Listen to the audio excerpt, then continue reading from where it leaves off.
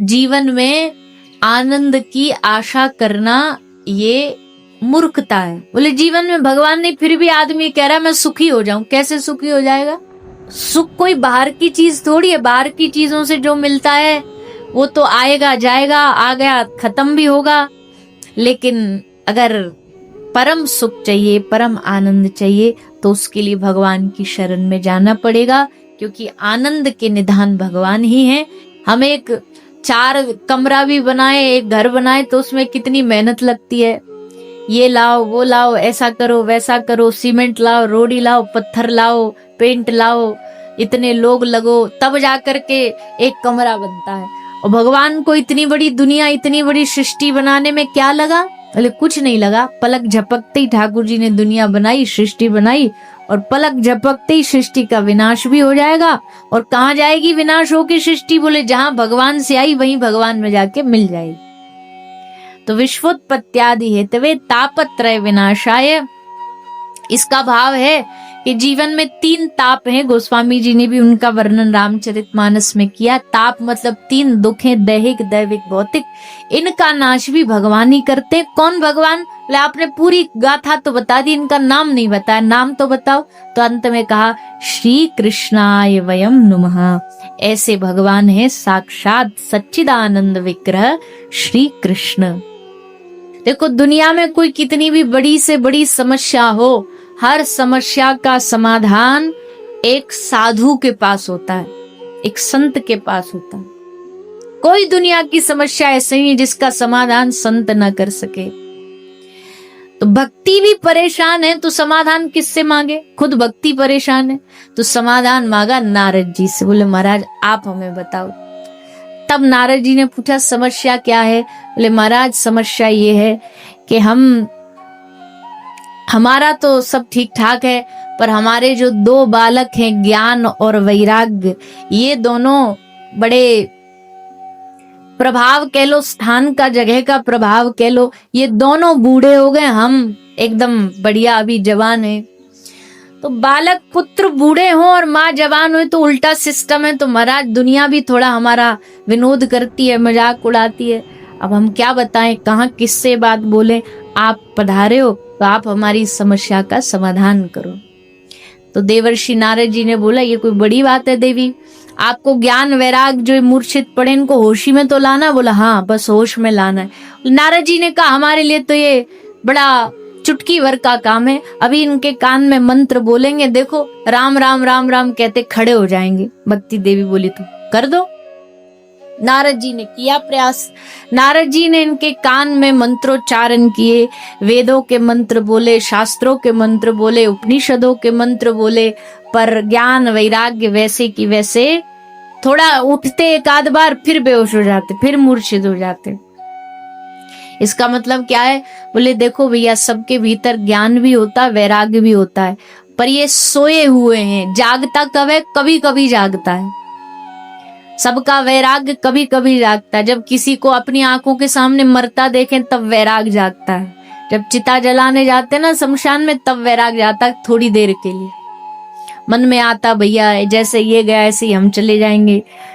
उस समय थोड़ी देर जागेगा फिर सो जाएगा। फिर किसी का कुछ दुख संकट देख करके, किसी का झगड़ा लड़ाई देख के फिर वैराग जागता है, फिर थोड़ी देर बाद फिर सो जाएगा।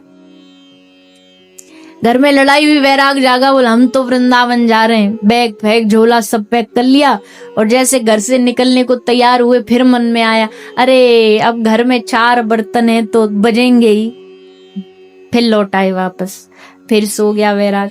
ऐसे थोड़ी देर के लिए ज्ञान जागता है, वैराग जागता है, पर सतत जगता रहे इसके लिए क्या करें? नारद जी भी बेचारे बड़े संशय में पड़ गए, क्या करे जो हमारा इनकी मूर्छा को हम दूर कर सके। तो नारद जी जब कोई समस्या का समाधान नहीं पता कर पाए तब आकाशवाणी ने कहा कि नारद जी इस समस्या का समाधान करना है तो इनके उद्धार के लिए सत्कर्म करना पड़ेगा, ऐसे उद्धार नहीं होगा।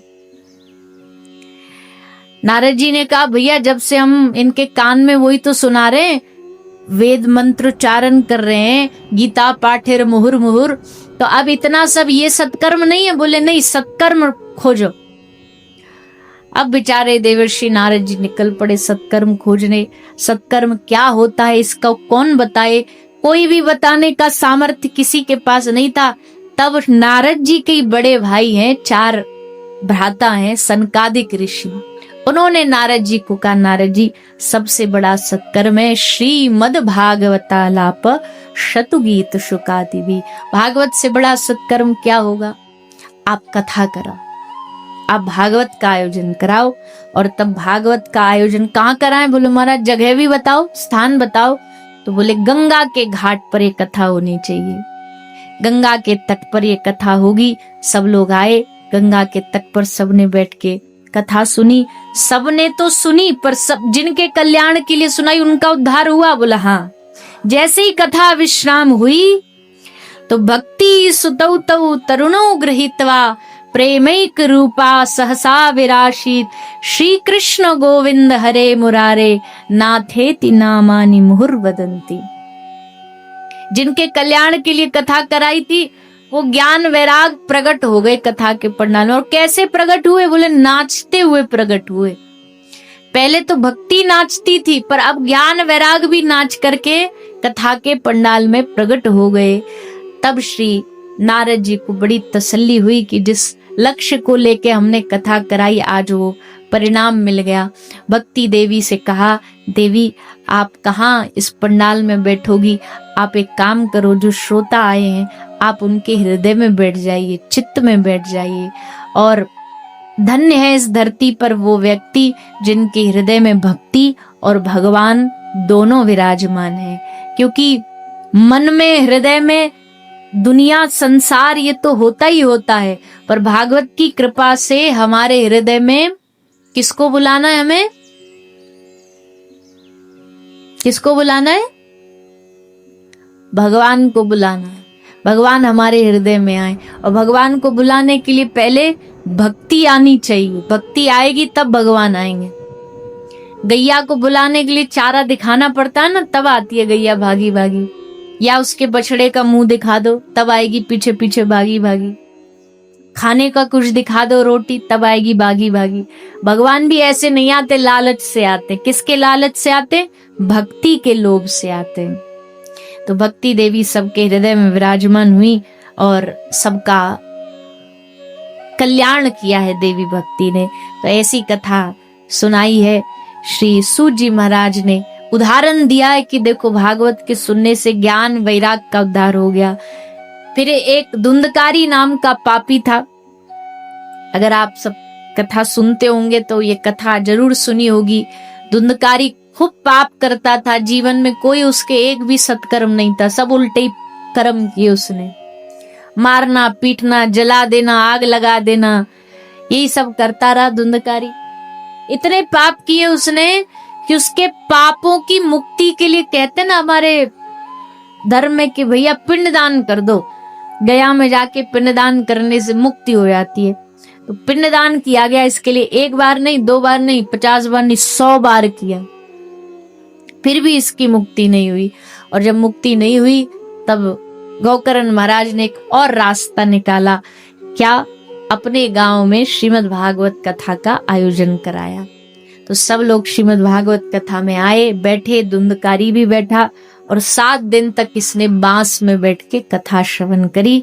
7वें दिन विमान आया और इसको भगवान के धाम लेकर के जाया गया। तो इस प्रकार श्रीमद् भागवत के श्रवण करने से धुंधकारी का भी उद्धार हुआ। तो ये कथा वो कथा है जो पापियों का भी उद्धार करती है, जो शुद्ध आत्मा आती है उनको भी शुद्ध करती है, अशुद्धों को शुद्ध बनाती है। ऐसी भागवत जी हम सबको प्राप्त हुई है, आप सबको प्राप्त हुई है। ऐसे ही भक्ति वीडियो देखने के लिए हमारे चैनल को सब्सक्राइब करें। जय श्री राम।